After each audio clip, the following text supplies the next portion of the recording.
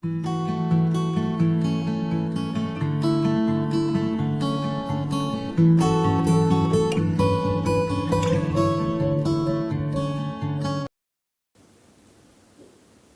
the value of m for which the quadratic equation m minus 1 x square plus 2 times m minus 1 into x plus 1 equals 0 has two real and equal roots.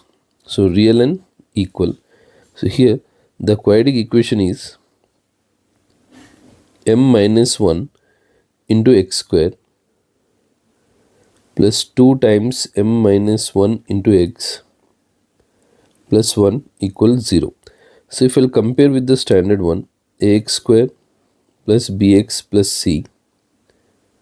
So the value of a is m minus 1, b is 2 times m minus 1, c value is 1. So the total roots are real. Roots are real and equal. Real and equal. So the condition is b square minus 4ac equals 0. Now here b value is 2 times m minus 1 whole square minus 4 ac. A value is m minus 1. C value is 1 equals 0. Now here 2 square is 4, m minus 1 whole square minus 4 into m minus 1.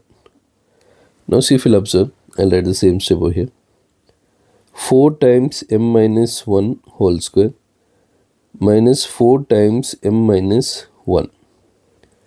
Here I'll take 4 times m minus 1 common. I'll be left with m minus 1. Here everything I took common, so minus 1. It's like this, like 4a square minus 4a.